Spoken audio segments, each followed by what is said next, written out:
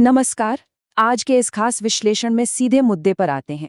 आज हम इस बात की गहराई में जाएंगे कि कैसे हमारी अदालतें एक नागरिक के जानने के अधिकार और राज्य की सुरक्षा या निजता की जरूरतों के बीच एक बेहद नाजुक संतुलन बनाती हैं। जब हम सूचना का अधिकार यानी आरटीआई की बात करते हैं, तो सच मानिए ये सिर्फ कुछ फॉर्म भरने का मामला नहीं है। ये सीधे तौर पर हमारे लोकतंत्र की बुनियाद से जुड़ा है। तो चलिए सबसे पहले इस बुनियादी सवाल पर गौर करते हैं जिसने पूरी बहस की नींव रखी है। जरा सोचिए, क्या एक लोकतांत्रिक देश में सरकार को कुछ रहस्य छिपाकर रखने का अधिकार होना चाहिए?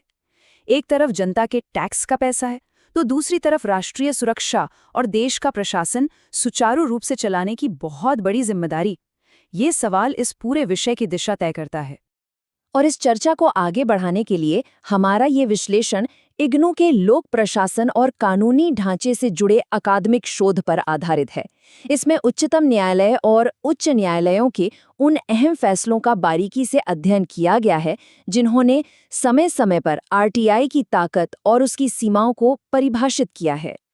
आज का हमारा यह सफर मुख्य रूप से 6 पड़ावों से होकर गुजरेगा। हम शुरुआत करेंगे संविधान और आरटीआई से, फिर पारदर्शिता बनाम राज्य की सुरक्षा, प्रत्ययी संबंध और परीक्षाएं, रिजर्व बैंक की जवाबदेही, बौद्धिक संपदा का मामला और अंत में निजता और सूचना के बीच के संतुलन को समझेंगे। तो पहला पड़ाव, संविधान और सूचना का अधिकार। ये जानकर थोड़ी हैरानी हो सकती है कि हमारे भारतीय संविधान में सूचना के अधिकार का कहीं भी सीधे तौर पर जिक्र नहीं है। तो फिर ये अधिकार आया कहाँ से? इसका जवाब हमारे उच्चतम न्यायालय की शानदार और प्रगतिशील व्याख्या में छुपा है। न्यायालय ने माना कि संविधान का अनुच्छेद 19(1)(a, जो हमें वाक और अभिव्यक्ति की आज़ादी देता है, असल में उसी के अंदर जानने का अधिकार भी शामिल है।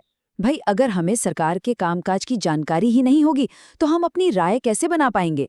इसलिए आज के समय में सरकार के काम की जानकारी देना एक सामान्य नियम बन चुका है।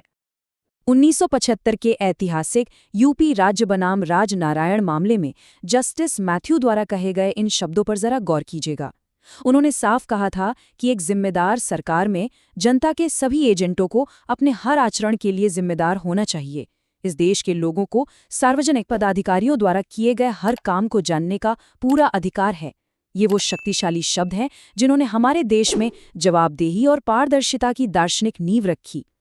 अब आते हैं दूसरे हिस्से पर, पारदर्शिता बनाम राज्य की सुरक्षा। लेकिन एक व्यवहारिक सवाल ये भी है कि क्या सरकार की हर एक फाइल सार्वजनिक की जा सकती है? यहाँ पारदर्शिता के आदर्श विचार और प्रशासन चलाने की जमीनी हकीकत के बीच एक स्वाभाविक टकराव होता है, और दिनेश त्रिवेदी बनाम भारत संघ का मामला इस टकराव को बहुत ही शानदार ढंग से दर्शाता है। न्यायालय ने माना कि सूर्य का प्रकाश सबसे अच्छा कीटाणुनाशक है, मतलब लोकतंत्र में खुलापन तो चाहिए ही, लेकिन एक खतरे की तरफ इशारा भी किया। अगर हर छोटे बड़े सरकारी फैसले को जांच के दायरे में ला दिया जाए तो अधिकारियों में एक चिलिंग इफेक्ट या डर पैदा हो सकता है। वे सोचेंगे कि कोई फैसला न लेना ही सबसे सुरक्षित है, और इससे तो पूरी व्यवस्था ही ठप हो जाएगी। इसलिए संतुलन बनाना बिल्कुल जरूरी है। तीसरा अहम मुद्दा, प्रत्ययी संबंध यानी फिड्यूशरी रिलेशनशिप और परीक्षा। अब इस कानूनी पेचीदगी को रोजमर्रा की जिंदगी से जोड़कर समझते हैं। कानूनी बहसों में एक भारी भरकम शब्द बार बार उछलता है, प्रत्ययी संबंध या फिड्यूशरी रिलेशनशिप। सीधे शब्दों में कहें तो ये पूरी तरह से भरोसे और विश्वास का रिश्ता है, जहां एक व्यक्ति दूसरे के फायदे के लिए काम करता है, और आमतौर पर ऐसे भरोसे वाले रिश्ते में दी गई जानकारी को आरटीआई से बाहर रखा जाता है। उदाहरण के तौर पर एक डॉक्टर और उसके मरीज को ही ले लीजिए, या फिर वकील और क्लाइंट को। एक मरीज पूरे भरोसे के साथ अपनी निजी बातें डॉक्टर को बताता है, तो जाहिर सी बात है कोई दूसरा व्यक्ति आरटीआई लगाकर इस भरोसे को नहीं तोड़ सकता। पर क्या यही नियम परीक्षाओं पर भी लागू होता है? सीबीएसई केस में उच्चतम न्यायालय ने तस्वीर बिल्कुल साफ कर दी। उन्होंने कहा कि भाई, परीक्षा लेने वाली संस्था और छात्र के बीच ऐसा कोई भरोसे वाला रिश्ता नहीं होता। जब कोई छात्र अपनी जांची हुई उत्तर पुस्तिका देखना चाहता है तो वो कोई गोपनीय सरकारी राज नहीं मांग रहा है, वो सिर्फ ये देखना चाहता है कि उसने क्या लिखा था और उसे नंबर कैसे मिले हैं। तो निष्कर्ष क्या निकला? उत्तर पुस्तिकाओं को आरटीआई के तहत बिल्कुल देखा जा सकता है। ये पारदर्शिता की एक बड़ी जीत थी। हमारा चौथा पड़ाव, रिजर्व बैंक और उसकी जवाबदेही। शिक्षा जगत से निकलकर अब जरा वित्त की दुनिया में चलते हैं। क्या बैंक अपनी गलतियों पर पर्दा डालने के लिए आरटीआई से बच सकते हैं? तो यहाँ सबसे अहम बात यह है कि आरबीआई बनाम जयंतीलाल मिस्त्री 2016 के मशहूर मामले में सुप्रीम कोर्ट ने क्या कहा। बैंकों ने तर्क दिया कि आरबीआई और उनके बीच एक प्रत्ययी संबंध है, इसलिए जानकारी गुप्त रहनी चाहिए। लेकिन न्यायालय ने इस दलील को सिरे से खारिज कर दिया। न्यायालय ने स्पष्ट किया कि आरबीआई का काम बैंकों का मुनाफा बढ़ाना नहीं है, बल्कि देश की अर्थव्यवस्था और आम जनता के पैसे की रक्षा करना है। तो आरबीआई भरोसे का बहाना बनाकर बैंकों की खामियों को जनता से छिपा नहीं सकता, उसे जानकारी देनी ही पड़ेगी। 5वां हिस्सा, बौद्धिक संपदा का खुलापन। अब एक और दिलचस्प पहलू पर गौर करते हैं, बौद्धिक संपदा यानी इंटेलेक्चुअल प्रॉपर्टी। आईसीएआई के एक मामले में ये तय हुआ कि यहाँ सारा खेल समय का है। परीक्षा से पहले प्रश्न पत्र या मॉडल आंसर का खुलासा करना निश्चित तौर पर पूरी परीक्षा प्रणाली को बर्बाद कर देगा।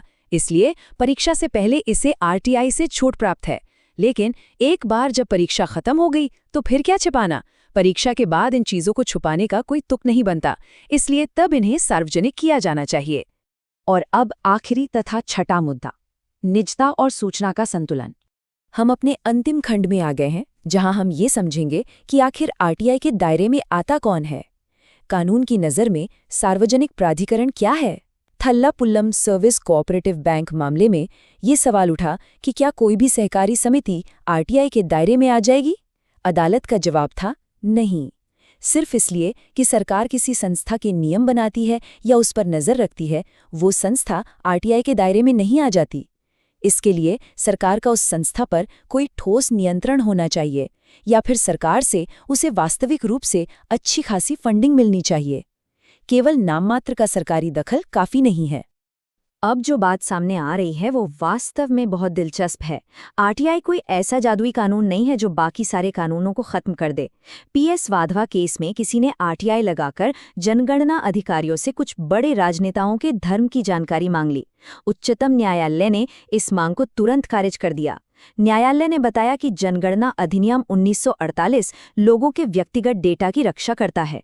आप आरटीआई का इस्तेमाल करके किसी की निजता में इस तरह दखल नहीं दे सकते, फिर चाहे वो व्यक्ति कोई बहुत बड़ा नेता ही क्यों ना हो। तो इन सभी कानूनी पहलुओं और महत्वपूर्ण फैसलों को समझने के बाद हम एक बहुत ही गहरे विचार पर आकर रुकते हैं। इसमें कोई शक नहीं कि पारदर्शिता एक स्वस्थ लोकतंत्र की धड़कन है। ये भ्रष्टाचार पर लगाम लगाती है और सिस्टम को जवाबदेह बनाती है। लेकिन जैसा कि हमने देखा, लोगों की निजता, देश की सुरक्षा और संस्थाओं का सुचारू रूप से काम करना भी उतना ही जरूरी है। अदालतों का ये संतुलन बनाने का काम कभी खत्म नहीं होता। और सोचने वाली बात तो ये है कि भविष्य में जैसे जैसे तकनीक और डेटा का इस्तेमाल बढ़ेगा, तो जानने के अधिकार और निजता के अधिकार के बीच की ये लकीर और कितनी धुंधली या कितनी स्पष्ट होगी। इसी अहम सवाल के साथ आज का ये विश्लेषण हम यहीं समाप्त करते हैं। जुड़ने के लिए बहुत बहुत धन्यवाद।